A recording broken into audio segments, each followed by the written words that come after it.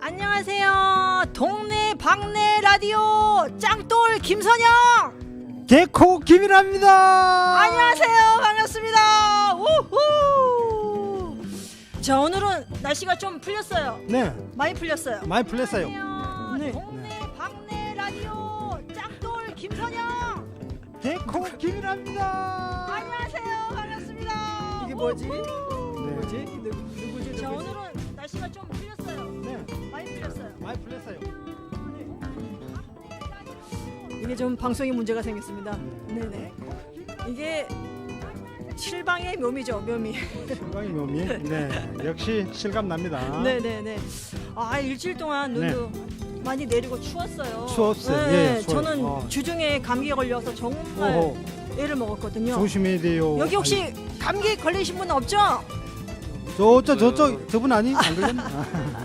그 감기 정말 조심해야 돼요. 네네. 감기가 걸렸다면은 네. 요즘은 코로나 때문에 예, 병원에 막 가지도 못하고 그러니까요. 예, 병원에 가서 또 가기 전에 예, 또 어떤 음성 확인 또 해야지만 네, 예, 예. 그게 있어야지만 병원에 갈 수 있거든요. 네네. 네, 그러니까 그저 그 네. 방법은 예방밖에 없어요. 예방. 맞아. 예. 뭐 예방 방법은 또 많죠. 우리가 보기에 또 뭐 손발 자주 씻고 그렇지. 따뜻한 차, 응? 감기에 자주 좋은 먹고. 뭐 생강차 같은 거. 네. 그다음에 또 그래도 실내에서 우리가 운동도 좀 해야 될 것 같고. 그렇죠. 그리고 우리가 혹시 밖에 나가면 마스크 잘 쓰고 거리두기 당연하게. 잘하고 옳지. 예, 손발 양아지. 싹싹 씻고 맞습니다. 예, 집에 오면은 푹 자는 게 그렇죠. 감기 예방도 절로 되지 않을까요? 그게 최고죠. 그렇죠. 네. 네. 그 감기 예방 철저히 개인 위생은 방역 수칙 준수하더라도 네네. 그 날이 좀 이제 좀 따뜻할 때 안 됐어. 이제는 대안도 지났는데 좀 이제 좀 안 추웠으면 좋겠어. 아, 그러니까요. 이제 아유, 몸도 춥고 오늘 마음도 춥지. 추운데 이제 예. 봄이 좀 빨리 왔으면 좋겠습니다. 그래요. 네네네. 자, 자, 예. 걱정은 한시름 좀 늘어놓고 네네. 예, 이제부터 1시간 동안 네. 걱정을 좀 팍 내려놓고 네네. 좀 2022년도 유익한 정보를 오늘 우리가 좀 공부를 좀 해야 돼요. 오늘 그렇지. 확 밀어갖고 막 잡아뜨려야 된다니까요. 뭘 자꾸 잡아. 그래야지. 자, 예. 오늘 이 방송 꼭 함께 해야 됩니다. 네네, 그래야 여러분. 돼. 그래서 예. 오늘 유익한 새로운 정보. 정보가 많습니다. 네. 오늘 동네방네 애청자 여러분 꼭 붙들어 놓고 그렇죠. 오늘 이 시간을 저와 함께 즐겨주시기 바라겠습니다. 네. 자, 그래서 오늘 네. 힘차게 한번 출발해 볼까요? 그렇죠. 오늘 좋죠. 정말 힘차게 출발해야 돼요. 힘차게 아주 쇠가 빠지게 한번 출발해 봅시다. 자, 동네 방네 라디오 출발! 아, 좋습니다. 좋다. 힘이 좋아. 아주 불끈불끈 납니다. 네. 자, 오늘 어이. 출발하기 전에 뭘 또? 노래를 또 노래를. 한번, 자, 우리 이선희의 옛날을 그리며 아하 옛날이요. 옛날이 첫사랑. 갑시다. 첫사랑. 네. 야.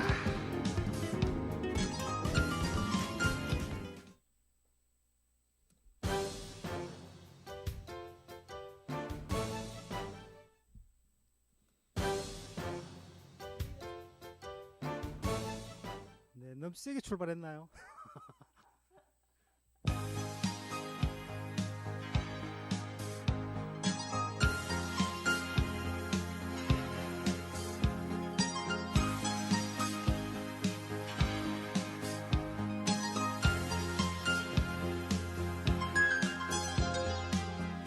이제 내 곁을 떠나간 아쉬운 그대기에 마음속에 그대를 못 잊어 그려본다.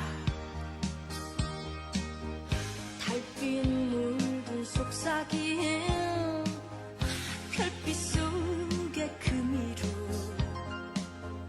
안개처럼 밀려와 파도처럼 꺼져간다.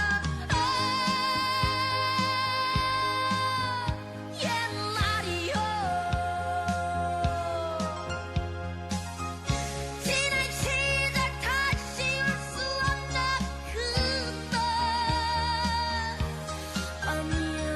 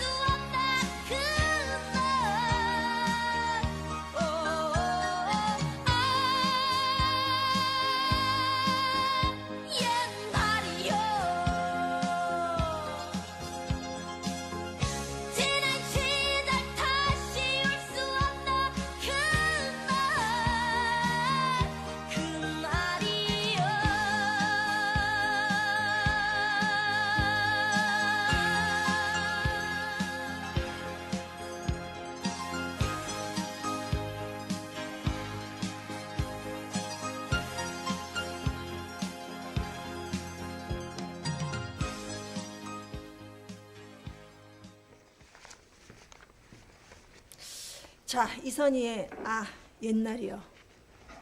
언제 들어도 좋은 노래예요. 아 옛날이야. 고마. 고마 됐어. 빨리 왔으면 좋겠습니다. 네, 자, 옛날 그렇습니다. 네네네. 자, 오늘 첫 손님을 모셔보도록 하겠습니다. 이분 앞에 수식어가 굉장히 많더라고요. 그래요? 그래서 이거를 다 앓아드려야 돼요. 자, 한국 전철도로공사 상임 감사이자 네. 행정고시 출신 행정학 박사이자 어이구 박사님. 네.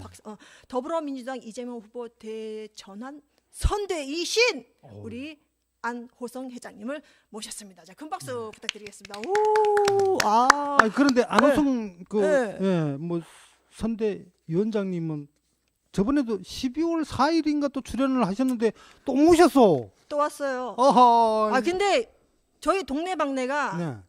정말 약속을 잘 지키는 방송입니다. 그건 그렇네. 신용이 있는 방송, 맞아요. 정당한 방송, 네. 동네방네. 그래서 네. 오늘 다시 모셨습니다. 왜냐하면 그때 오셨을 때 네. 하신 말씀이 굉장히 많았는데 그렇죠. 시간 관계상 시간이 못했거든요. 모자랐어요. 네. 그래서 네. 우리가 다시 한번 모셔야 되겠다고 약속을 했죠. 드렸잖아요. 네. 그래서 네. 오늘 한번 더 모시게 됐습니다. 오늘 그랬군요. 그러면 오늘 나오신 길에 뭐 아주 날밤을 한번 세보죠. 뭐 하시고 싶은 말씀이 많으신 것 같은데. 아니 우리 저기 예. 아니 우리 이라 선생님은 날밤 되게 좋아하시는데 아니 그래도 날밤 새야 뭔 얘기로 해도 학창 시절 날밤 네. 가다가 시다이 하지. 대학교도 아이고. 못 갔다는 그런 네. 전설이 있다고 합니다. 네. 자, 뭐 회장님 그동안 잘 계셨습니까? 네, 잘 있었습니다. 네네, 뭐 살이 네. 조금 빠지신 것 같은데. 요새 예, 공사 다망하고 예. 뭐 여러 가지 걱정도 있고 해서 좀 그래요. 그렇습니다. 근데 뭐 예전보다는 조금 더 잘생겨진 것 같은데. 아유 고맙습니다. 네네. 그래서 좀 살맛이 나네요. 예. 아이고, 좋은 건 조금 나눠 먹죠. 알겠습니다. 자, 보니까 오늘 뭐 공식적으로 출마 선언을 하신다고 하셨는데 뭐 이제 뭐 시장이 되면 삼척을 이렇게 만들겠다는 출사 발표도 하셨을 텐데 짧고 간략하게 요점만 좀 정리해 네. 주셔서 우리 시청자, 애청자 여러분께 좀 예, 말씀 좀 그래 부탁드리겠습니다. 하겠습니다. 네네. 지난 1월 13일 날 네. 출마 공식 선언을 삼척 음. 시청 시민회의장에서 했습니다. 네. 한 10년 만에 제가 인사를 드리기 때문에 정치를 그동안 못했고 10년 만에 나왔거든요. 예. 그러다 보니까 시민들이 저를 이제 좀 기억이 가물가물하신 분도 있고 해서 출마 선언을 좀 강력하게 했습니다. 강력하게. 주요 내용은 네. 뭐 뭐니 해도 네. 돈, 경제 활성화 아니겠습니까? 그렇죠. 그렇죠. 네, 경제 활성화. 이게 지금 삼척이 인구 소멸 도시로 지정이 됐잖아요. 그렇죠. 지방 재정도로 자립도는 12%에 불과하고 네. 그야말로 삼척에 쓰는 돈 100이면 100원이면 90원 정도는 이 서울 중앙에서 가져와야 하거든요. 네. 그래서 제가 행정고시 출신이고 네. 또 관계에 장관이나 한 뭐 차관이나 하는 분들 많이 인맥을 갖고 있기 때문에 제가 이제 큰 역할을 할 것이다. 그리고 호소를 드렸었고요. 네네. 경제 활성화를 위해서 일자리 창출 임기 중에 한 3,000개 하겠다. 예. 3,000개. 그다음에 또 제조업을 유치해야 됩니다. 준노동집약형으로. 그렇죠. 노동자가 참여율이 높은 네네. 그런 그 일자리 제조업을 한 20개를 혁신기업을 유치하겠다는 거 하고 경제 활성화의 두 축인 삼척으로서는 또 동해도 마찬가지입니다만은 관광 활성화하겠다. 무슨 수를 써도 하겠다 내가. 전국의 인맥을 활용하고 정치 행정 자원을 이용해서 하겠다. 그다음에는 딱 그것만 했어요. 교육이 살지 않으면 안 됩니다. 한중대도 뭐 폐교가 됐고 네. 삼척도 있지만 하지만 네. 교육이 유치원, 초중고 이 교육이 살아야 된다. 그래서 이 교육을 강남 대치동에 번가는 도시로 삼척으로 내가 만들겠다 말이죠. 강남 그 약속을 했습니다. 대치동이랍니다. 그 정도로 제가 약속을 했습니다. 예. 너무 세게 나가신 거 아니에요? 강남 대치동이. 이 정도는 돼야 돼요. 아, 이 정도는 그래요? 돼야 돼요. 네. 어쨌든 커트라인은 기대됩니다. 높게 잡아야 네, 됩니다. 기대됩니다. 네네. 그러면 오늘 또 회장님의 오늘 강연을 한번 청해 듣도록 하겠습니다. 오늘 네. 쏙쏙 우리 애청자들이 알아들을 수 있을 정도로 아주 팩트 있게 좋은 강연 아 근데 부탁드리도록 오늘 하겠습니다. 강연이 근데 뭐래요 제목이? 네? 예, 뭐 내용이 저기 강연 내용은 지금 지방화 시대 아니겠습니까? 네. 그죠? 그렇죠 지방 분권 이 시대. 분권. 네, 맞습니다. 그렇죠. 네. 뭐 이거 지방, 분권, 그렇지. 지방 자치, 지방 자치. 행정 네. 뭐 이렇게 얘기하는데 사실 신문이나 언론을 방송을 통해서 많이 듣긴 합니다만은 그렇죠. 상당히 중요한 의미를 가지고 있기 때문에 네. 이런 용어를 중심으로 해서 제가 한번 뭐 제가 선생처럼 뭐 너무 그 알근쟁이처럼 하더라도 좀 양해해 주시고요. 쉽게 네네. 예를 들어서 좀 설명을 하도록 그렇게 하겠습니다. 알겠습니다. 네. 그럼 오늘 강의 한번 정해 듣도록 하겠습니다. 네. 그러면 준비를 자, 예, 준비, 일어서야 되겠죠? 네. 준비를 하시면서 네.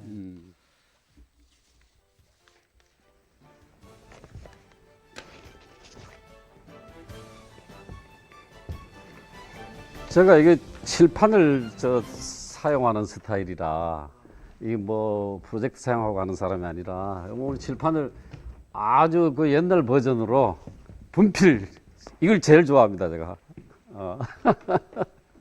예. 스태프들하고 같이 해야 되는데요. 그 스태프들 수고하셨습니다.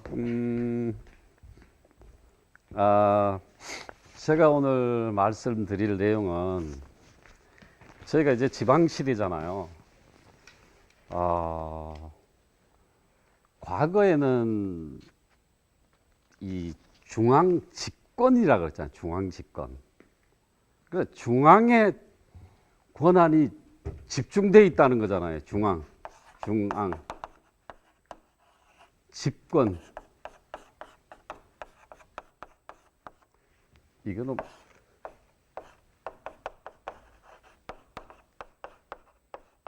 이게 권력 권자잖아요. 약자로 썼어요. 여기 이제 집합한다. 그러니까 중앙의 권력이 집중돼 있다는 얘기잖아요. 이게 이제 과거에 우리가 조선시대, 고려시대도 마찬가지고 고려시대, 조선시대 마찬가지입니다. 중앙 집권 역사가 너무나 길죠. 거의 1500년, 신라 때부터 치면은 1500년, 2000의 역사를 가지고 있는 겁니다. 그러다 보니까 우리가 해방이 되고 6.25 전쟁 거치고 하면서 정권이 들어서고 이승만 정권, 박정희 정권 뭐 이렇게 정권이 들어서면서 그 맥락의 트렌드, 추세가 계속 온 거예요. 중앙 집권. 중앙이 다 권한을 가지고 있는 겁니다. 지금도 아까 제가 잠깐 멘트를 했지만은 법상으로는 80대 20이에요. 8대2입니다. 그러니까 이게 중앙. 제가 중앙정부 이제 감사원에 근무를 했습니다. 내무부에도 잠깐 있었고 80을 가지고 있고 20이 지방이에요.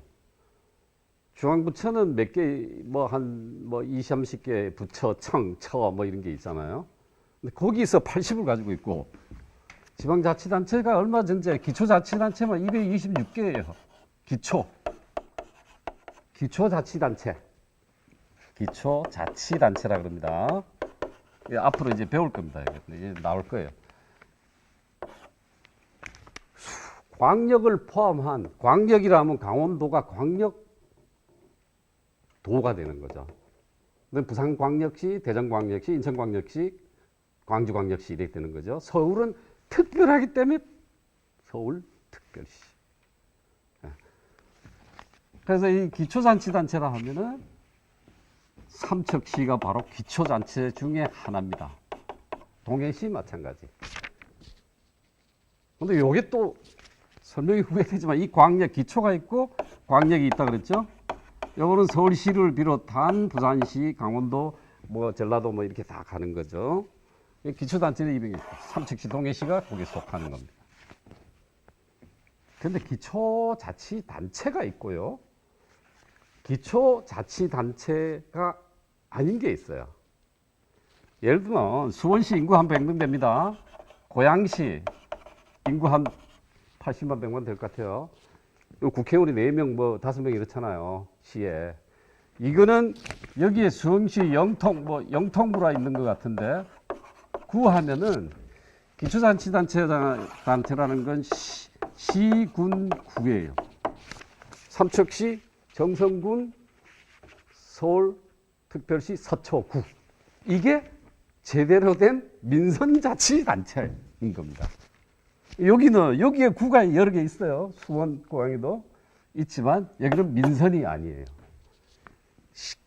수원시장으로 뽑힌 사람이 구청장을 임명합니다. 그래서 기초자치단체, 선거직 기초자치단체가 아니죠. 그래서 구분이 되는 거예요. 자, 그래서 우리가 지방자치라는 말을 우리 해방되고 1960년대에 박정희 대통령이 이제 군사혁명을 하고 정부가 이제 박정희 정부가 들어섰죠. 그때 이후로 계속 중앙이 집권을 한 겁니다. 근데 그러다 보니까 문제는 이 좀 결론에 가까운 건데 집에서 말이에요. 이런 거잖아요. 아버지가 가부장적이라 하잖아요. 가부장.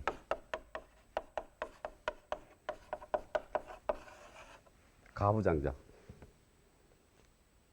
이거는 아버지 명령 하나면은 모든 게 이루어졌잖아요. 딸내미 너는 오빠 대학 가는데 너는 국민학교 졸업하고 가지 마. 그랬잖아요. 그런 사람 많잖아요. 내 사촌 동생도 그랬대요.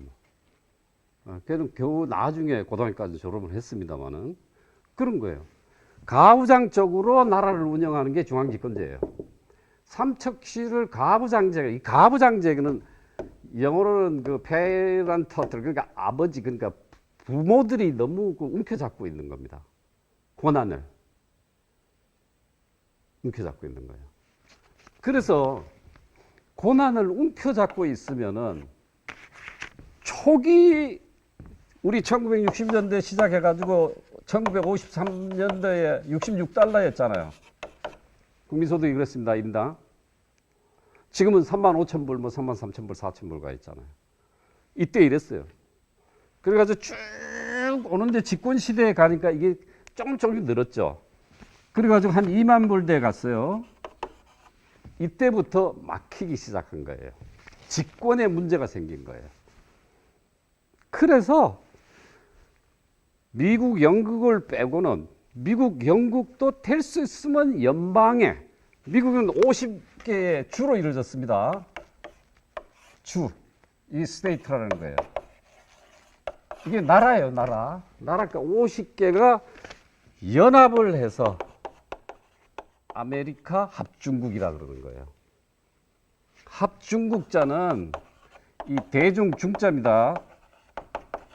합중국이에요. 그러니까 50개 나라가 이 인간들이 모여서, 나라가 모여서 만든 나라라서 USA라고 그러잖아요. United States of America. 이렇게 USA를 하는 거예요. 근데 이걸 지향하자는 거예요. 우리가 그 방향으로 가자는 겁니다. 미국도 이런데 이 위에 연방 스테이트 50이 상하원이 다 있습니다. 상하원 나라예요. 상하원 다 있어요. 제가 그 뉴욕 주청에 살았기 때문에 그 상하원 회의 때 내가 가보고 했어요. 주에 다 상하원이 있습니다. 연방에도 이걸 다 모아놓은 게 연방국가잖아요. 페더럴이라고 합니다. 페더럴 가버먼트라 그래가지고 연방정부라는 거예요. 연방. 연방이라는 연합을 했다는 연자예요. 약자로 쓰면 이렇습니다. 연계, 연관할 때 연자입니다. 연계해서. 그래서 연방. 방은 지방할 때 뭐 방자에다 쓰는 거예요. 방자를 쓰는 겁니다. 그래서 중앙집권으로 쭉 내려오다 보니까 이 효율이 떨어지기 시작했다는 거죠. 그래서 이렇게 주민자치가 잘 되고 자치가 잘 돼 있는 나라인 미국도 될 수 있으면 연방의 힘을 빼려고 노력해요. 의도적으로 그럽니다. 국방, 외교, 뭐 경제 큰 거 이런 것들은 나라가 책임지더라도 될 수 있으면은 지방의 권한을 많이 이양을 하려고 그래요. 여기는 진정한 주민자치의 나라입니다. 영국도 마찬가지고 영미국가가 그렇습니다. 아주 자치가 잘 돼 있습니다. 근데 여기도 빼고 하는데 프랑스, 독일 뭐 하는 나라들 있잖아요. 유럽 국가들도 연방 국가, 그러니까 중앙 정부의 힘을 빼려고 엄청 노력해요. 왜 그러겠어요? 그 나라가 잘 사는데 다른 거 없어요. 효율이 떨어지기 시작해요. 국가 성장 동력이 떨어지기 시작했다 이 말이에요. 이걸 올리기 위해서는 뭐예요? 다원성이에요. 다원성. 다양성이라 그러기도 하고 다원성.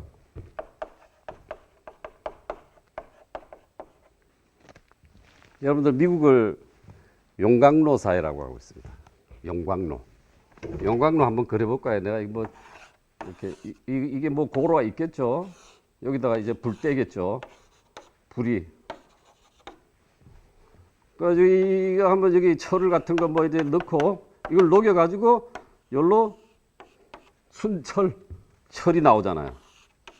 요거 이게 진짜 철이잖아요. 여기에 뭐 들어가요?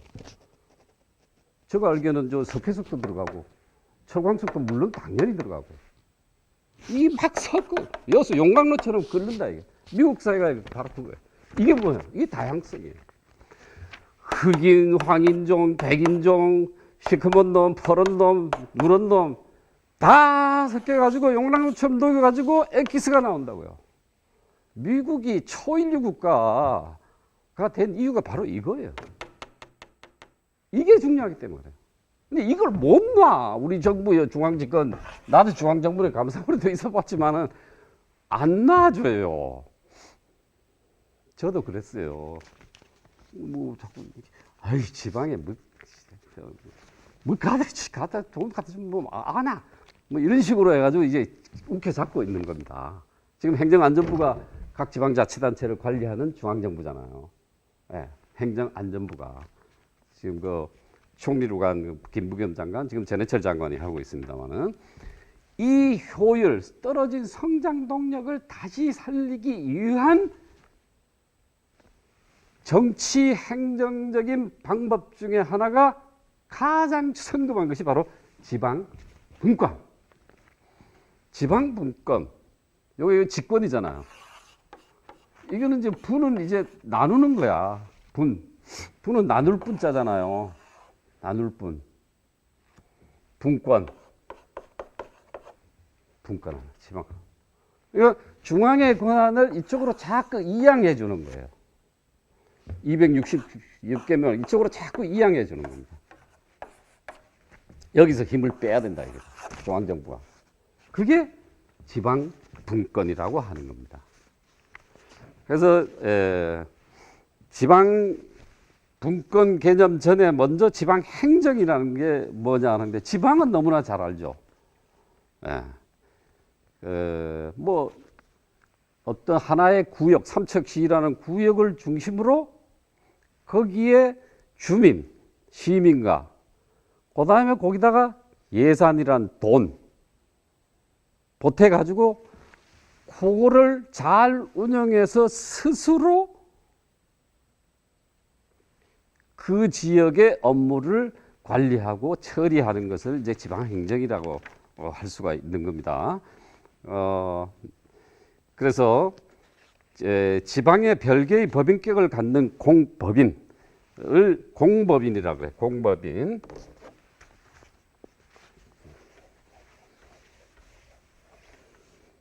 공법인이라는 게 또 뭐 어려운 용어이긴 해요. 공법인을 공적인 법인을 만드는 거예요. 법인격을 부여하는 거예요. 여러분들 주식회사라고 하면 주식회사 뭐 삼성 하면은 이 법인격이 부여되어 있잖아요. 법인이잖아요.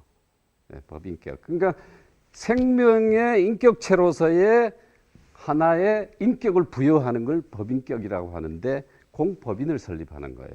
그렇게 해서 그 공법인으로 하여금 지방을 관리하게 하는 것을 우리가 간접 지방행정 방식이라고 해요. 이게 뭐냐면 공법인을 설립한다는 거는 삼척시 예를 들면 이 공법인입니다. 공법인이에요. 이런 단체를 설립해서 하는 것을 간접 행정이잖아요. 예. 그 다음에는 지방행정의 지방의 이제 구역을 중심으로 돈과 사람이 또 그 대표자가 관리하는데 이렇게 하는 방법이 있는가 하면은 중앙정부가 아까 중앙이 있었잖아요.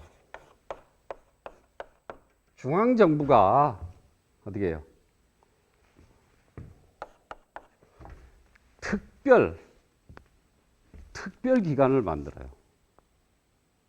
이걸 어려운 문자 쓰면은 이제 이게 ad hoc authority라는 거예요. 뭐 영어 써서 미안합니다만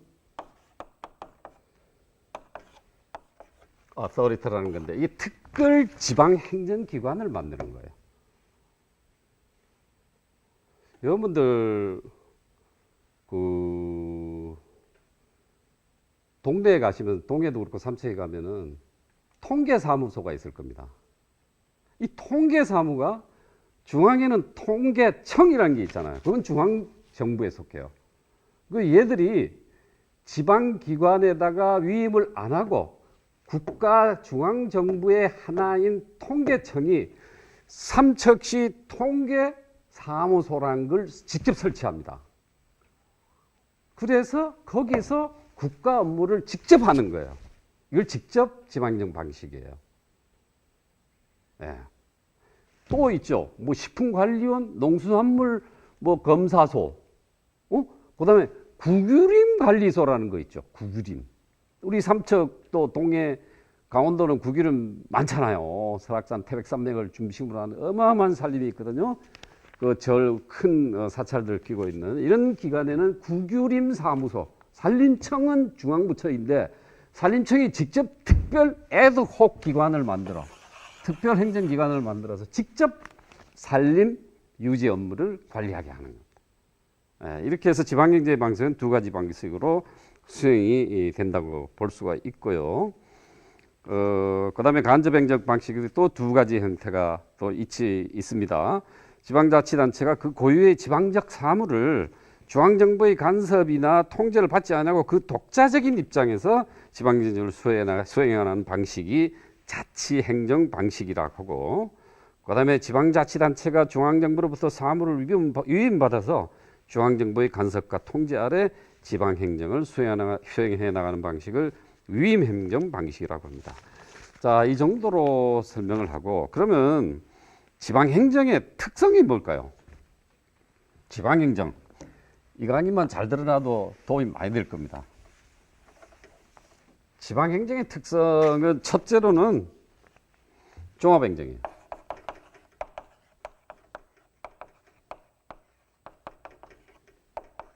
종합행정. 여러분들 책을 읽거나 지방자치학, 뭐 지방행정학 책, 행정학 책도 읽다 보면은 저 논문에도 그런 글이 들어 있습니다. 이 기초자치단체 226개의 장을 소통령이라고 부릅니다. 소통령. 작은 대통령이 하는 얘기예요. 왜 그렇게 했어요? 대통령이 가지고 있는 권한을 다 가지고 있어요. 이거 만만치 않은 겁니다. 잘 뽑아야 돼요. 다 가지고 있어요. 다만 외교, 국방, 치안, 상권 분립에 따라서 사법, 검찰 기능, 국가, 중앙정부가 관리하는 거예요. 그런데 지금 어때요? 외교 중에 여권 업무가 있습니다. 제가 알기로는 토요일 여권 창구가 각 도시마다 봉래시도 있고 삼척시도 있습니다. 여권 업무 외교부에서 할 거 삼척시에서 가져오는 거예요. 옛날에 이거 못했어요. 국방 업무 외국은 관리하는 부서가 있습니다. 일부를 가져오는 거예요. 치안 이거 경찰청법이 개정이 됐고요. 지방자치법이 전면 개정됐습니다. 작년 말에. 그래서 지방경찰이 생깁니다. 자치경찰이라고 그래요. 그래서 경찰청을 중심으로 하는 국가경찰이 있고, 이거는 수사정보 기능을 담당하는 거죠. 여기는 뭐예요? 지방에서 하는데 여기에 대통령이 각 부처를 관리하는데 외교부, 뭐 통상산업부, 산업 업무가 다 들어있어요. 다 들어있다. 이 정도는 조금 아니 요거는 감찰 사법 업무는 사법 업무니까 이게 상권 분리돼서 분리되는 거고 다 들어가 있죠. 그래서 종합행정이라고 하는 거예요. 그래서 소통령이라고 부르는 거예요. 굉장히 중요합니다. 예. 그 다음에는 두 번째는 뭐 자치행정이죠. 자치해야 돼요. 자치.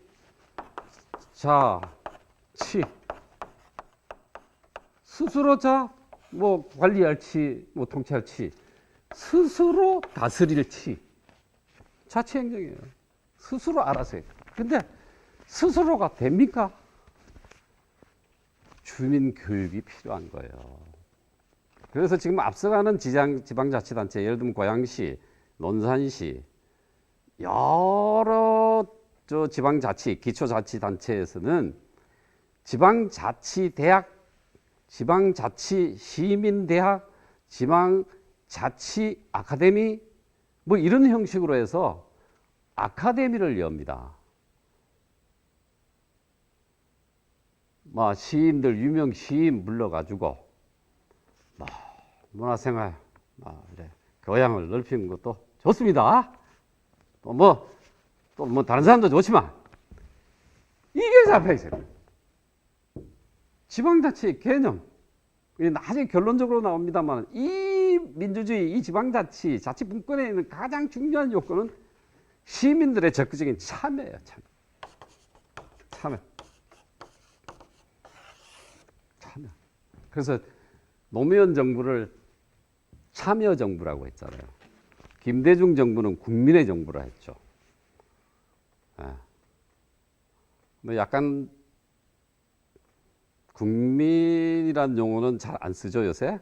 국민학교에다 여기서 초등학교로 바꿨잖아요. 왜요?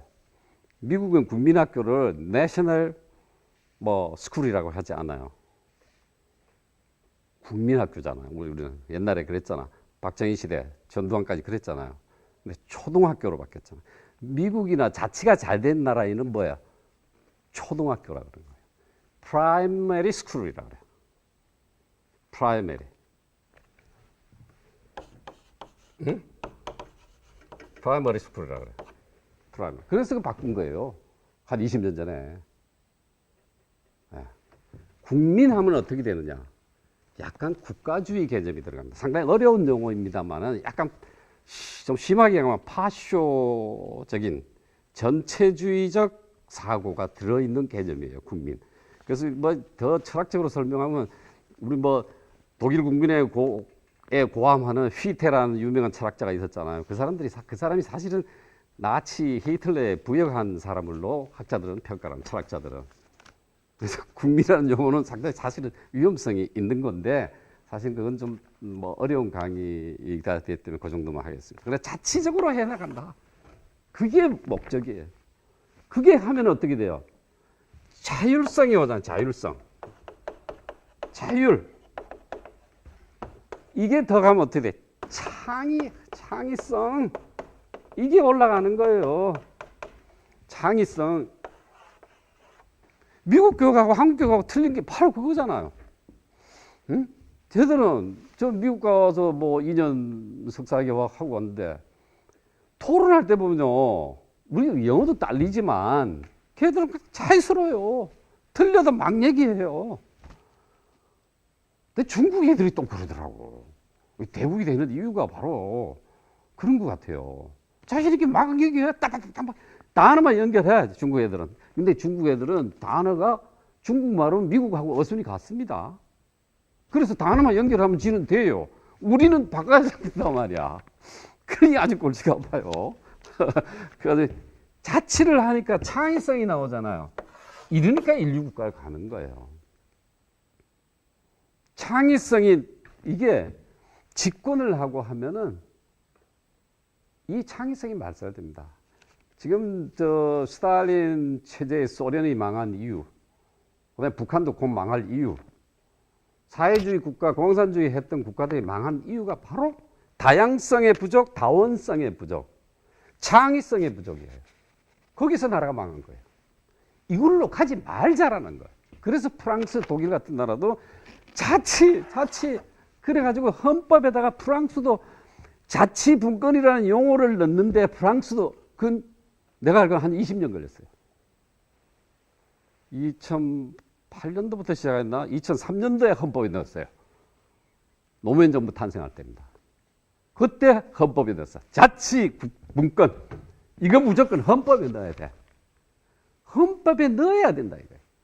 우리가 그랬잖아요.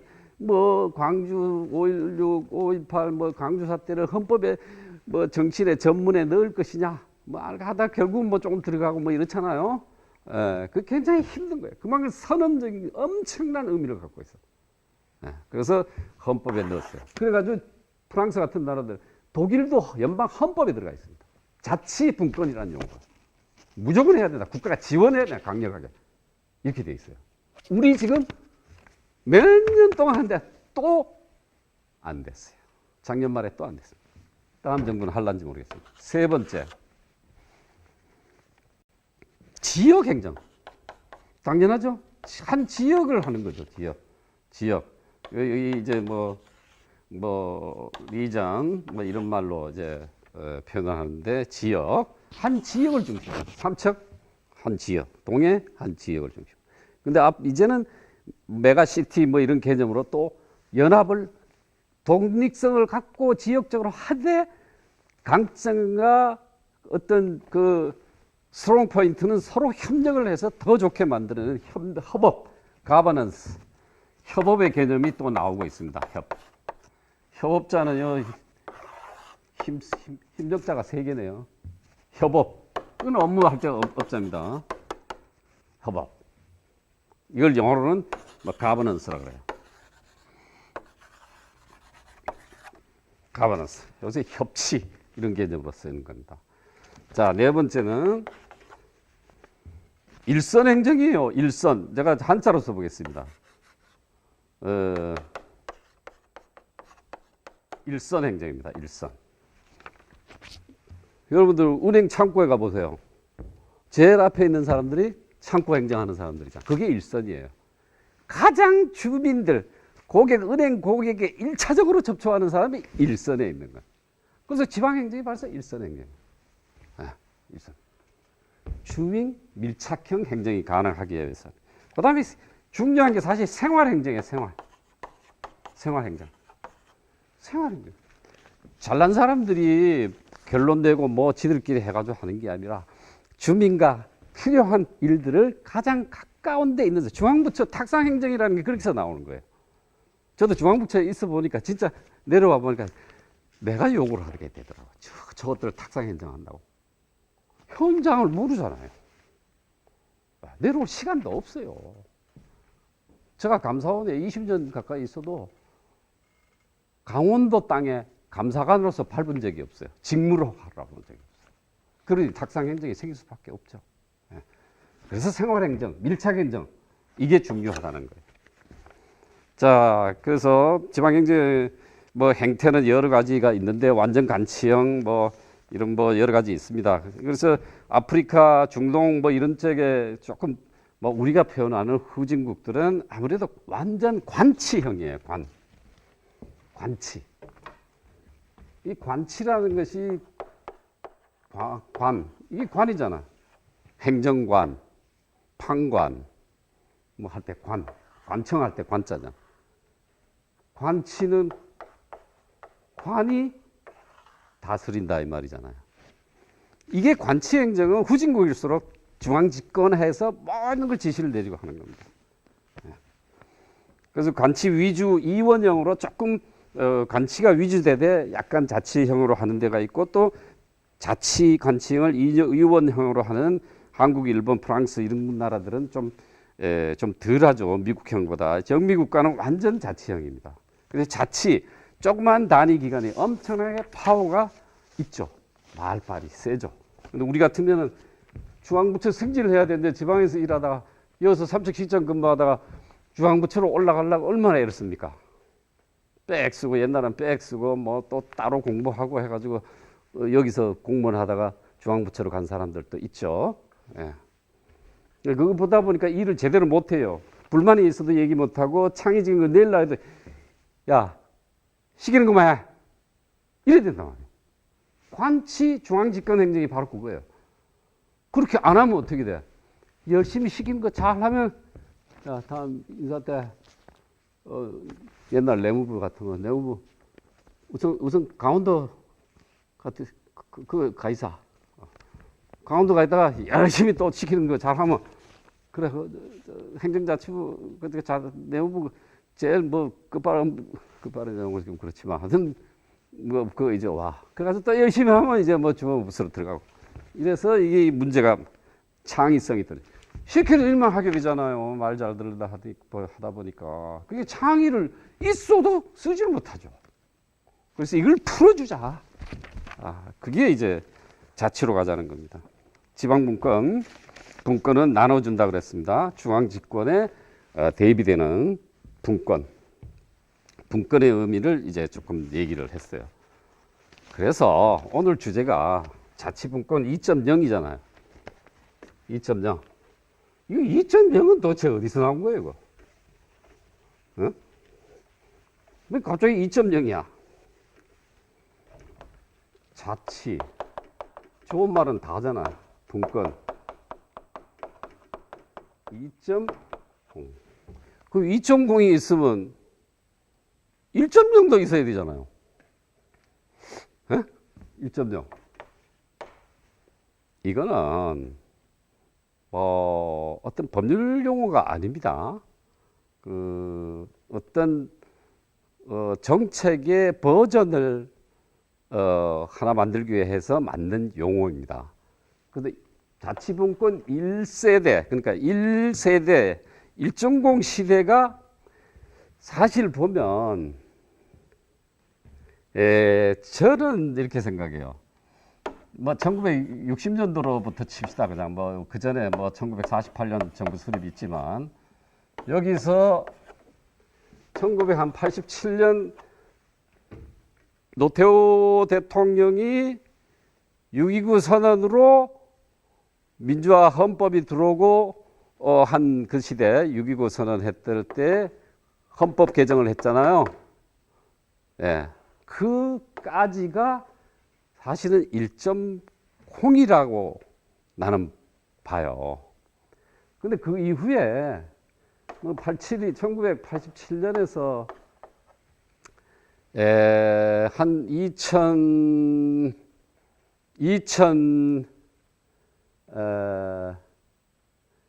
2003년 프랑스 공화국에서 헌법에다가 자치분권을 명시한 시기인데 우리나라는 노무현 대통령이 대통령으로 취임하는 때일 겁니다. 요때가 나는 한 1.5로 봐요. 자치분권 1.5. 네. 이때부터 사실은 2.0은 시작됐다고 보는데 학자에 따라서는 지금 2020년, 19년 정도? 20년 정도. 요게 한 1.5까지도 볼 수도 있어요. 근데 지금 2021년에 드디어 자치분권 2.0 시대가 도래했다는 건데 여기는 완전히 중앙집권 시대였잖아요. 분권이 아니에요. 자치고 뭐가 없어요. 여기는 하려고 엄청 노력했어. 요번에 지방 자치 5법이 통과가 됐습니다. 작년 말에. 통과가 됐 2000년도, 2001년도를 중심해서 지방자치 5법이 통과가 됐어요. 이 의미가 있어서 이 시대부터를 우리가 2.0 세대라고 보는 거예요. 실질적인 지방 분권 해주고 중앙의 권한을 풀어주고 니들이 알아서 해라.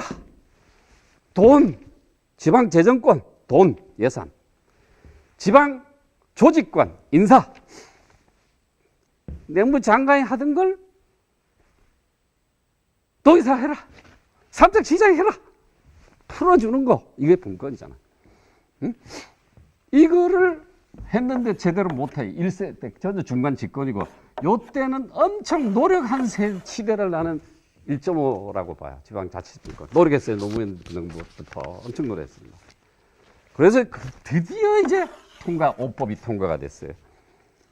이 5법을 제가 한번 예시를 하면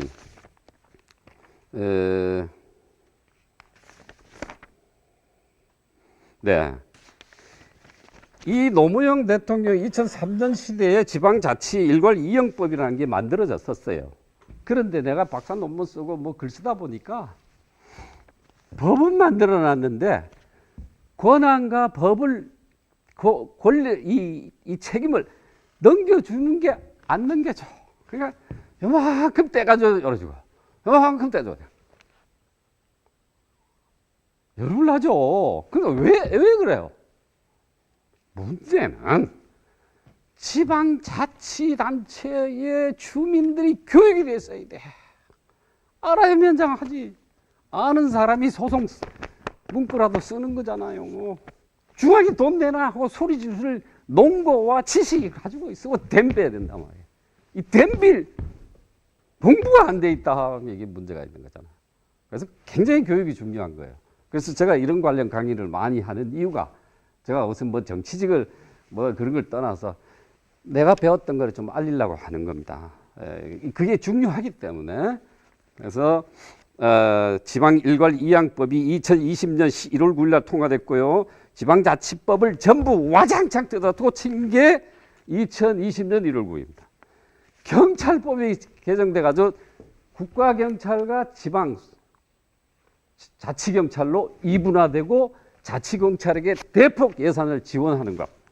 그러니까 치안 뭐 중에서 여성 보호 그다음에 뭐 이 등등 그 범죄 예방, 도둑 예방, 뭐 강도 예방, 그다음에 교통 이런 거는 지방 자치경찰로 권한이 이양되는 겁니다. 국가경찰과 이원화되는 겁니다. 이렇게 했고 중앙지방협력회의법이 제정이 됐어요. 중앙지방협력회의법이 얼마나 중요하냐? 얼마 전에 문재인 대통령이 도의사, 그 다음에 국무장관들, 이제 장관들하고 도의사들 모아가지고 제2 국무회의라는 걸 열었습니다. 1차로 이 법이 통과되고 최초로 올해. 엄청나게 중요한 거예요. 제2 국무회의예요. 지방과 중앙을 협력해서 가버넌스 하자. 협치하자. 또 중요한 게 5개 법률 하나가 이거는 좀 써서 보시는 게 좋을 것 같아요. 고향, 사랑, 기부금 법 이게 통과가 됐어요. 이게 언제 통과됐냐? 2021년 9월 28일, 작년 9월 28일 날 통과됐어요.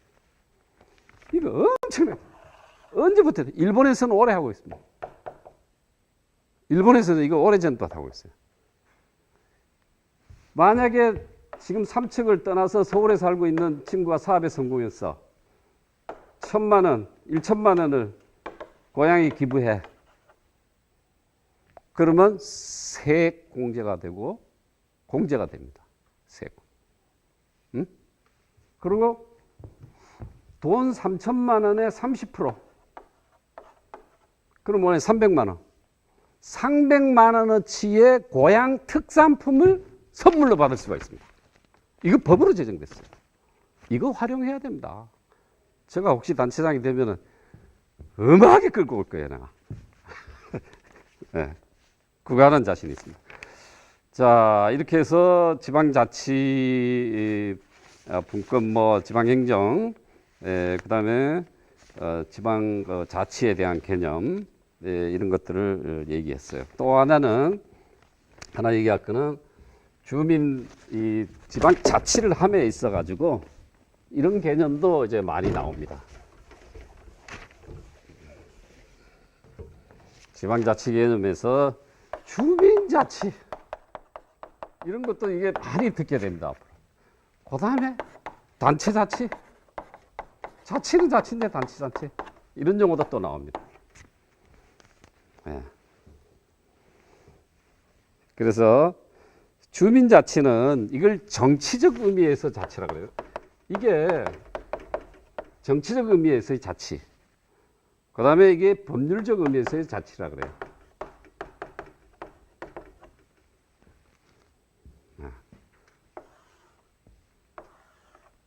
여기서 뭐 답할 사람은 어떤 거? 여러분들 어느 게 더 중요하다 생각합니까? 우리 시청하고 계시는 분들. 그렇죠. 역시 수제자 하나 탄생했네. 주민자치예요. 이게 진짜 중요해요. 정치적으로. 이게 영미형입니다. 영국, 미국형이 이거야. 이게 그러니까 영국, 미국을 선진국이라 하는 거예요. 일본은 한 달 전인가 일본의 유명한 대학교 명예교수가 10년 후, 20여 년 후에 일본은 한국한테 추월당한다고 했어요. 지금 실제 추월당하고 있는 면이 많습니다. 여러분들 대한민국이 대단한 나라예요. 네. 맨날 못 살겠다 하는데 대한민국 대단한 나라입니다. 나가보면 바깥에 나가보면 주민자치 이게 중요한 거예요. 정치적 의미에서 그러니까 어떻게 돼요? 지방자치단체의 자치권을 중심으로 지방자치를 이해할 때 지방행정이 당연히 주민의 참여 속에서 이 참여가 중요해요. 참여 속에서 근데 참여할 의지를 가지려면 공부가 돼 있어야 돼요. 그렇죠? 동네 일을 하는데 아파트 우리 주민대표회의 있잖아요. 이게 사실은 풀뿌리 민주주의 자치를 실현하고 있는 겁니다. 치열하죠? 자기들 돈 걷어가지고 자기들이 쓰는 거예요. 굉장하게 지금 하는 게 그게 가장 중요한 모델이에요. 그거를 활성화시키고 시나 국가는 도와줘야 돼요. 용기를 내게. 그 의견이 들어오면 적극 반영을 하고. 왜? 여과된 의견이니까. 주민 자치의 의견이니까. 중요한 겁니다. 주민이 스스로 또는 그 대표자를 또 우리 대표회의, 아파트 관리의 대표회의가 있듯이 자신의 의사에 따라 처리하는 것이다. 단체자치라는 것은 지방자치단체가 우리가 되게 지금까지 해왔던 거죠. 삼척시가 국가, 중앙정부로부터 상대적으로 절대적으로 독립된 게 아니라 상대적으로 독립된 지위와 권한을 인정받아서 법인격을 가진 단체로서 일정한 지역의 행정사무를 국가의 간섭을 되도록 적게 받으면서 처리하는 것을 단체자치라고 합니다. 우리는 지향할 모델이 바로 이것입니다. 일로 향해야 된다. 지향해야 된다. 그렇죠? 예. 지방분권 얘기했습니다. 지방분권의 내용은 자치재정권 아까 슬쩍 얘기했죠. 예산 회계 돈 뭐니 해도 돈을 넘겨주라. 그리고 넘겨주고 그 회계를 자율적으로 법태도 내서 정리해라. 자치 입법권. 입법은 법을 세우는 거예요. 법을 만드는 거예요. 법을 만드는 거. 입법권. 이게 이제 뭐냐 하면은 국가는 어때? 중앙정부는 헌법, 법률, 시행령 이렇게 만들잖아요. 시행규칙까지 만들어요. 헌법은 누가 만들어요? 국민 전체가 만드는 거예요. 대통령이 못 만들어요. 법률은 국회에서 만들죠. 네, 국회의원을 그래서 lawmaker, 법 만드는 사람으로 미국에서 부릅니다. lawmaker. 우리 커피 메이커 하면 기계 있잖아요. 커피 메이커. 네? 그래서 lawmaker, law는 이게 법이라는 뜻이거든요. lawmaker를 국회의원이라 합니다. 미국에서는.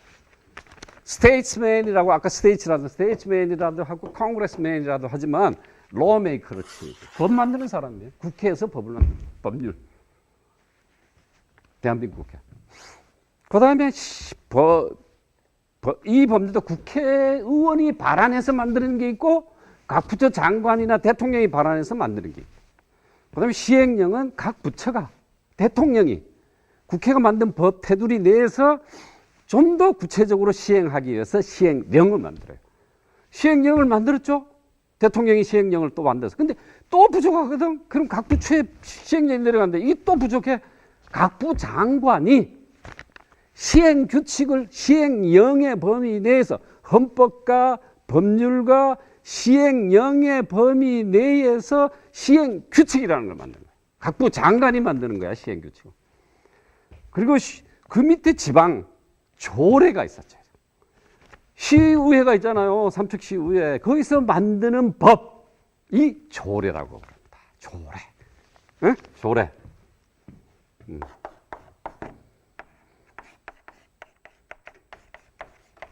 조례라 그럽니다. 조례. 이거 내가 시간이 있으면 많이 건의를 하죠. 이게 법이 또 통과됐어요. 주민이 조례안을 제안할 수 있는 법이 만들어졌어요. 자유롭게, 쉽게. 참 많이 발전해 가고 있는 겁니다. 그래서 2.0 세대가 도래했다는 거예요. 실질적인 지방자치를 하기 위한 시대가 지방자치, 지방분권 2.0이 되는 거예요. 이제 상당히 5법이 통과되면서 상당히 법률적으로 완성이 됐다는 거예요. 그 다음에 만드는 게 시행규칙. 이 규칙이라는 게 있어. 지방규칙. 이거 시장이 만드는 거예요. 아까 시행규칙 장관이 만들었죠. 시장이 삼척시도 하나의 행정부예요. 행정부에 의회가 있고 집행부가 있잖아요. 집행부 의회라고 말해요. 시장은 집행부고 의회는 조례 제정기관이고 감시감도 한다. 여기서 만든 거를 지방규칙이라고 하고 여기서 만든 것을 지방조례라고 하는 거예요.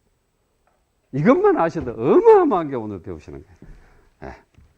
그래서 이거를 자유롭게 다양하게 시민들이 의견 모여서 자치 규약을 만들듯이 건의를 하고 해서 만들게 하는 제도를 완비한 게 이번 법으로 통과됐다는 거예요. 그 다음에 조직권 아까 인사.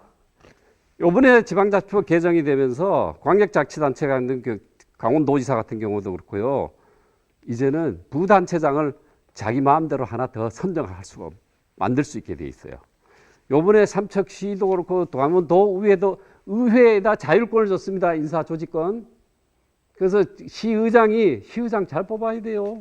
시의장이 직원을 임명해요. 옛날에는 시장이 다 그다 집어넣었어요.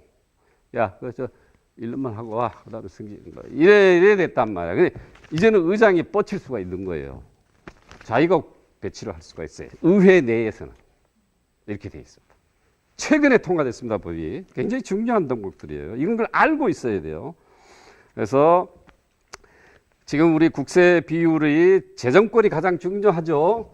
사람이 가는데도 돈 따라가고 법 만드는데도 돈 따라간단 말이에요. 이 자치 재정권 돈. 이게 8대2라 그랬잖아요. 예?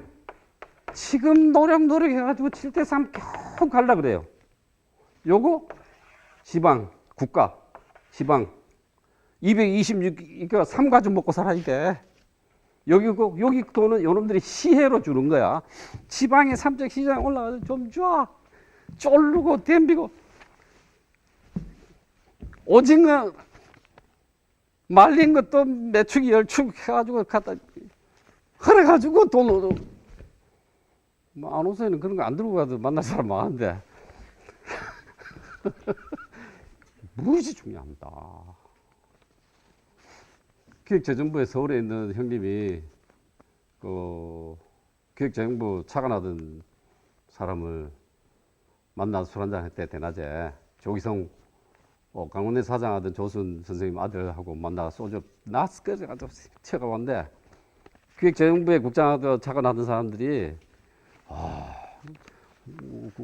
안호선이 같은 사람 알겠습니다. 자, 얼마나 좋나 이게 그냥 알거든. 여러분들 잘 하시고 자치분권을 하게 되는 요인들이 많은데 가장 중요한 거는 아까 설명을 좀 됐지만 국가 동력, 성장 동력이 떨어지고 있다는 거예요. 그래서 독일이고 프랑스고 그 잘난 나라 이태리도 지방에 될 수 있는 권한을 이양하려고 하고 자치를 하게 하고 한다는 겁니다. 성장 동력을 확보하기 위해서는 엄청나게 중요한 거예요.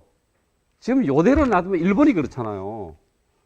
자치분권 이런 걸 혁명적으로 못하니까 일본이 2등 국가로 전락하고 있는 겁니다. 우리가 그렇게 안 되기 위해서는 잃어버린 30년, 잃어버린 20년, 잃어버린 10년 일본 얘기하잖아요. 우리도 그 꼴이 될 수가 있다는 얘기예요. 그러기 위해서는 자치분권 2.0 시대를 확실하게 우리가 맞이해야 된다. 이것은 국가 효율을 올리고 성과를 성취하기 위해 절대적으로 필요한 실용적인 의미에서도 필요하다. 여러분들 프랑스의 스트라스부르라는 도시가 있어요. 프랑스 ENA라고 국립행정학교. 그러니까 거기 나오면은 뭐 사무관급 뭐 이렇게 승진 공무원으로 나가는 ENA라는 국립 ENA 학교가 있습니다. 서울대 행정대학원처럼 그런 게 있는데 거기가 유럽 의회의 중심지죠. 이게 다 분리시켜 놨어요. 프랑스, 독일 마찬가지입니다. 예를 들면 독일 하나만 얘기 드릴게요. 독일 보면 말이죠. 연방 은행은 프랑크푸르트에 있습니다. 철도청 본부가 어디에 있느냐? 보온에 있습니다. 해운 무역의 중심지는 함부르크에 있습니다. 자동차 스투트가르트라는 도시에 있습니다. BMW 맨헨에 있습니다. 폭스바겐 볼프스부르크에 있습니다. 아우디라는 거 동그라미 이래 된 차 있죠? 4개. 그건 네카슬룸이라는 도시에 있습니다. 지멘스 기계 중심 이게 에름랑겐이라는 데 있습니다. 그다음에 바이엘 그 약 제약 회사 이런 거는 레버쿠젠 뭐 이렇게 국가 기능을 분산했고 절대 베를린에 집중시키지 않습니다.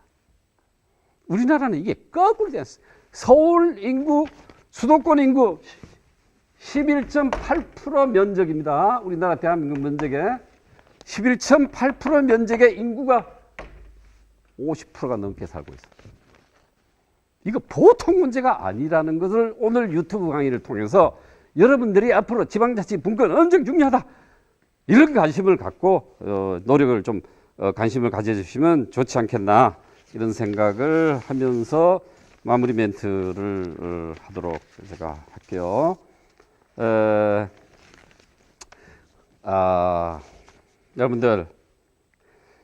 여러분들은 잘 아시는 조지 오웰의 1984라는 소설이 있습니다. 그 소설의 배경은 스탈린의 전체주의 국가 소련을 얘기하는 겁니다. 그 1984년이라는 소설에 스탈린의 전체주의를 고발하는 소설인데 그 슬로건이 뭐냐? 자유는 굴종. 잘 들어보세요. 무식은 힘. 전쟁은 평화. 이 슬로건을 걸었어요. 예를 들면 지금 선거 나오는 사람이 이 슬로건을 걸어요. 무식은 힘이야. 왜? 집권이 되려면은 아는 사람이 많으면 큰일 나거든요. 도둑질을 못 하거든. 응? 그러니까 무식은 힘하고 가르치는 거예요. 주입하는 거예요. 자유는 굴종이야. 비굴하다 이게야. 무슨 소리요? 민주주의 국가에서는 자유는 더 확장시. 전쟁은 평화. 그러니까 공산주의하는 저런 전체주의 국가는 뭐예요? 파시스트 전체주의가 뭐예요? 전체주의가 파시스트, 나치, 히틀러 다 극우파 전체주의 국가들입니다. 일본 군국주의 국가. 예.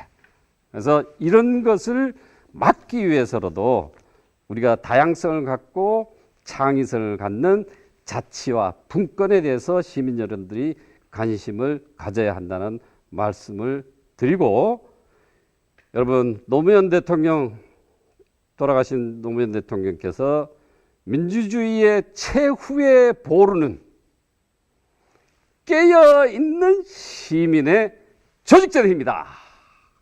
어마어마한 얘기야. 한마디로 자치분권을 얘기한 겁니다. 여러분들 이 말씀을 다시 한번 읽으면서 제가 마무리를 하도록 하겠습니다. 노무현 대통령의 말씀 중에 민주주의의 최후의 보루는 깨어있는 시민의 조직된 힘이다.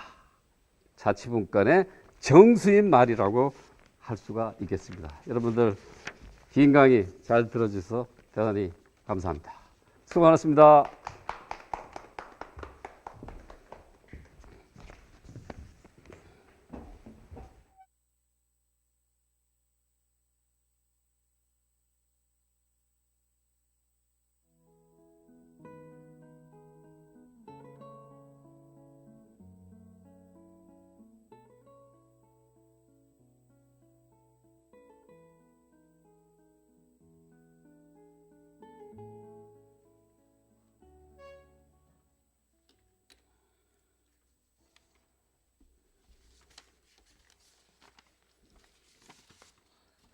뭔 얘기인지 알겠어요. 아유, 공자가 왜 공자냐 말이야. 이 공자니까 공자다 이런 얘기예요. 무슨 얘기인지 알겠습니까? 예. 오늘 강의는 여기까지. 잘 들었습니다. 아 솔직히 뭐 주부라서 네. 구체적으로 뭐 정치에 대해서 뭐 잘 모르겠지만은 어쨌거나 잘 들었습니다. 네네. 뭐 귀에 쏙쏙 들어오게 아주 뭐 열띠게 해줬는데 오늘 뭐 애청자 분들이 뭐 쏙쏙 잘 들었는지 네. 예, 아마 판단을 하실 겁니다. 네. 요즘은 뭐 국민이 주인이기 때문에 그럼. 국민지 안 쓰나 그랬나? 그렇지. 시민이 시민. 주인이기 때문에 모든 건 우리 시민들이 알아서 잘 판단할 겁니다. 네. 자, 그 뭐 아까 뭐 자치분권 2.0 시대, 2.0 시대. 2.0 시대 아주 좋습니다. 근데 뭐 결론 자치분권 2.0 시대가 열린다고 하는데 뭐 정말 뭐 많은 게 뭐 혹시 바뀌는 게 있습니까? 그렇죠. 네네. 이 생각해 보시면은 집권에 중앙 집권을 해 있으면 이쪽 사정을 모르잖아요. 네네. 제가 그랬잖아요. 네. 제가 감사원에 20년이 있으면은 강원 내 고향 강원에 감사 업무로 온 적이 없어요. 중앙부처의 공무원이 그렇습니다. 그래서 요새는 무조건 출장 보내려고 중앙부처에서 노력 많이 해요. 근데 중앙에서 만들 서류가 너무 많잖아. 그렇지. 출장할 새가 없는겨. 그래서 중앙부처는 거의 밤새고 하는 때가 많습니다. 지방 공무원하고 틀려가지고 그러다 보니까 현장을 모르거든요. 자치분권을 하게 되면 현장에 밀착되고 현장의 여론을 현장의 여론에 가장 가까운 시책과 정책들을 마련할 수가 있는 거죠. 그래서 밀착형 행정이 되는 거예요. 그래서 복지를 하는데도 더 현장에 가까운 복지 행정이 될 수가 있는 거죠. 가장 자치분권의 필요 요인 중에 하나도 복지를 실질적으로 줄 수 있는 이걸 하기 위해서라도 복지 행정을 철저하게 하기 위해서라도 네네. 자치분권이 필요하다. 그런 게 있습니다. 왜냐하면 현장에 매일 가볼 수 있잖아요. 그렇죠. 시군 공무원, 읍면동 공무원들은. 그렇죠. 예. 중요하죠. 예, 그래서 네네. 중앙부처에서 하면 어떻게 되는 줄 알아요? 내가 실제 감사한 적이 있어요. 저기 경상도 결핵병원 뭐 몇 군데 들렸는데 옛날 아우디 아니고 벤츠 뭐 BMW 차 타는 놈들이라서 미안한데 괜찮습니다. 뭐. 다 1년에 수천만 원 타는 놈도 있었어요. 복지 행정 그 예산 나가는 걸로. 이렇게 되는 거예요. 맞아요. 그 지방에 밀어줬으면 이게 안 되는 거예요. 암암리에 그냥 뒤로 챙기는 게 참 많았죠. 어마합니다. 네. 결론은 주민이 공부를 해야 된다 이런 얘기. 그렇지. 바로 저 이라시가 그렇지. 정확하게 예. 체크를 했네. 주민이 공부를 해야 되는 그렇지. 얘기. 그 자치분권 시대가 된다는 얘기예요. 그러니까 지방에서 공부가 그러니까 돼야 됩니다. 결론은 경쟁. 예. 예. 혹시 뭐 시의원 나가세요? 질문을 할 수가 있잖아. 맞습니다. 모르면 질문을 그렇죠. 못 하거든. 네, 그리고 아는 게 힘이다. 그렇지. 그러니까 집권 전체주의, 집권 중앙 집권주의로 가면 아까 무식은 힘이다 하고 가르친다고요. 그러니까 이게 유식이 힘이다 하고 우리는 가르쳐야 된다 이거야. 사실 자치분권 저는 뭐 시대에. 주부라 집에서 콩나물 또 올랐네, 1,000원 올랐네, 두부값이 올랐네 했는데 또 우리가 그것도 중요하지만은 오늘 좀 배운 게 많은 것 같아요. 선영 씨가 역시 네. 센스가 빠르십니다. 저 아까 맞췄잖아요. 예, 맞습니다. 그 뒷짐지고 있던 시대는 같다 이런 얘기예요. 네네네. 예, 그렇죠. 자 오늘 뭐 네. 진짜 할 얘기가 굉장히 많은데 시간이 진짜 많이 빨리 오늘도 갔어요. 시간이 모자랍니다. 모자래. 큰일 났습니다. 어떻게 이렇게 예. 모자르겠나 휘딱딱 갑니다. 세 번째는 뭐 또 모시기는 힘들 것 같아요. 많이 힘들어. 줄 서 있습니다. 지금 동네 막내 아유, 예, 그렇죠. 출연하려고 지금, 예, 굉장히 삼척 동네 지금 줄 섰습니다. 네. 지금 출연자들. 줄을 서시오. 이라고 줄을 많이 섰는데 오늘 뭐, 유익한 부탁합니다. 부탁합니다. 예, 예. 자, 오늘 좋은 얘기 정말 많이 들었습니다. 정말 네. 뭐 인구도 줄어들고 우리가 바뀌어야 될 게 굉장히 많고 그렇죠. 또 올해 진짜 뭐 큰 대선부터 해서 지방선거까지 지방선거까지. 있는데 우리 애청자 여러분, 우리 시민 여러분들이 잘 선택해서 잘 그렇죠. 뽑으리라고 저는 믿어 의심치 않습니다. 좋은 결과로 네. 희망을 네. 예, 품고 살 수 있게끔 품고 살고 정신 있습니다. 바싹 차려야 돼요. 코로나도 네. 싹 밟아 죽이고 네, 좀 잘 그래요. 사는 나라, 힘 있는 나라, 그렇지. 행복한 나라, 우리나라 대한민국. 김선영 자치분권 시대 제대로 하웨이 네. 똑바로 해야 돼요. 네. 아유 큰일 났다 이제. 네 오늘 나. 이렇게 와 주셔서 좋은 강연 아유, 부탁드렸는데 바쁘신데. 예, 네. 감사하고요. 네. 또 앞으로 또 더 많은 발전으로 네. 우리 앞에 또 나타나 주시기 부탁드리겠습니다. 네. 자 마지막으로 대단히 우리 감사합니다. 수고하셨습니다. 네. 강연도 열심히 하셨는데 네. 신청곡은 또 어떤 걸로? 제가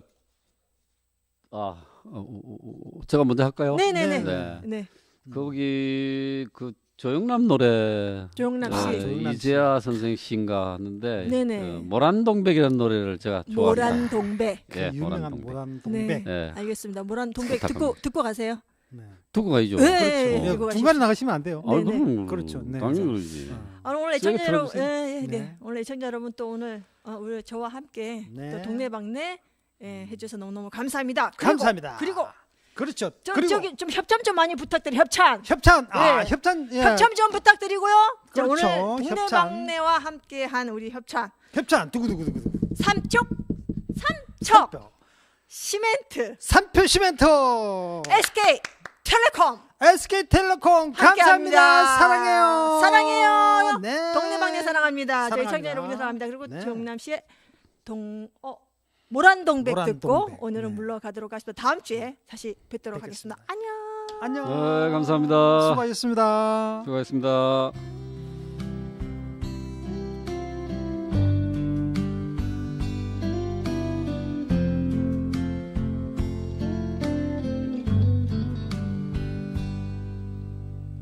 모라는 벌써 지고 없는데 먼 산에 뻐꾸기 울면